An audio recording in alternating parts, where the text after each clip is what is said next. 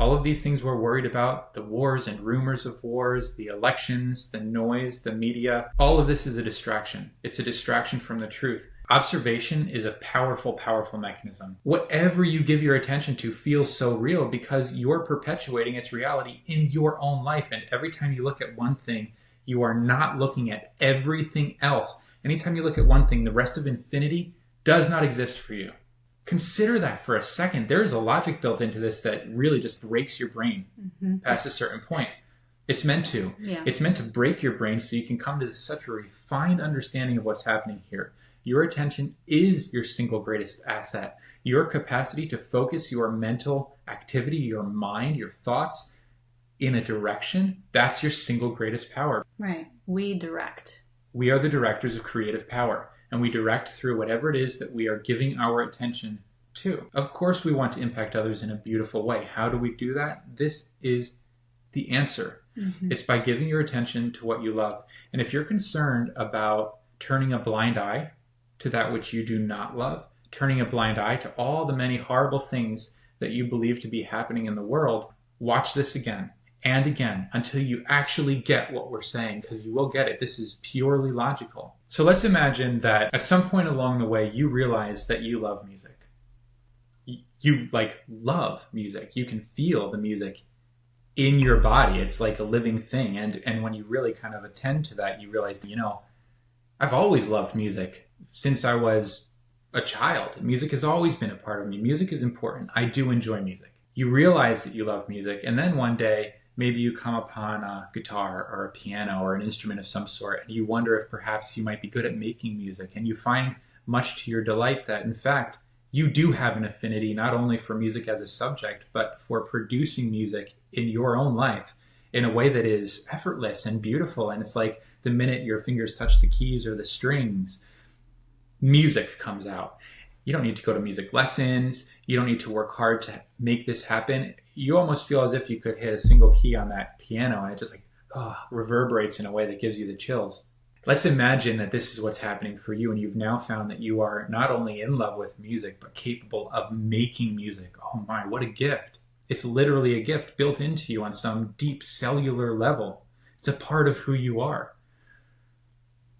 What you do next matters. If you then take that awareness and begin to make music, oh my, this world will benefit from that decision. And regardless of what the world outside of you is able to derive as benefit from that, the fact of the matter is your world will benefit from it. Your world will become not only filled with music, but filled with original expression of your own music. Oh, this world will expand and grow and become more beautiful. It will literally sing. Your life will sing.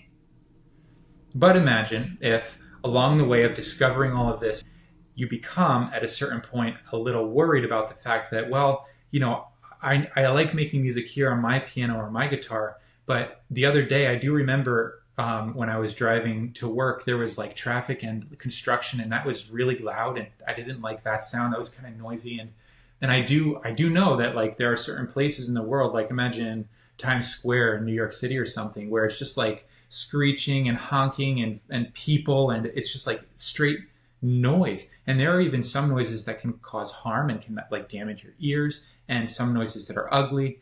And I think actually I'm going to have to go and fix all of that, because it would be irresponsible for me to make music in my own home for my own self because I love music when there's so much that isn't music happening in the world at large.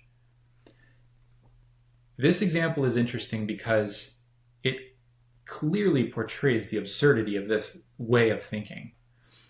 If you will just commit your attention to what you consider to be beautiful, it doesn't matter what it is, your version of making music, your version of what it is that you love, if you can devote yourselves wholeheartedly to that, you will find that your life begins to sing. And as your life begins to sing, your next door neighbor is going, what is that? That feels good. I like that. Is he or she a musician? Wow, they're throwing open their windows and they're allowing your music to touch their lives in a way that maybe makes a very uncomfortable situation for them a little more manageable. Mm-hmm. If you want to make a difference, you don't go out and try to fix the noise in Times Square. That is completely ineffective. Totally ineffective. You spend your whole life, you could waste your whole life on that. Now, of course, we know that it wouldn't be a waste. Even if you spent your whole lifetime this round trying to fix Times Square, I'll bet you by the next round you're going, hey, maybe I'll play an instrument this time instead. Mm-hmm. We always get the hint. We always figure it out.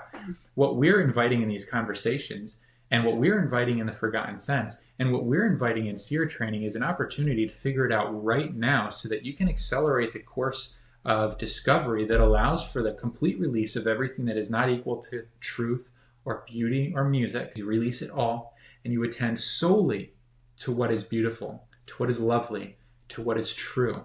What we're literally saying is, what do you love? And are you courageous enough to offer yourself so completely to that you become blind to the rest of the world and allow that tunnel vision to produce in your life? The way to change the world is to come back home to yourself and change that world, because the quality of your personal world is what changes the world for the better or for the worse. File it all down to a single point and say, you get to choose what is most beautiful. You get to give yourself your time, your attention, your energy, your focus to whatever is most exciting, most beautiful, most lovely for you. And you get to do that wholeheartedly. In fact, you absolutely must, if you wish for any of the promises we're referring to here, to become a real, literal, practical, lived contributor to your experience. Mm-hmm.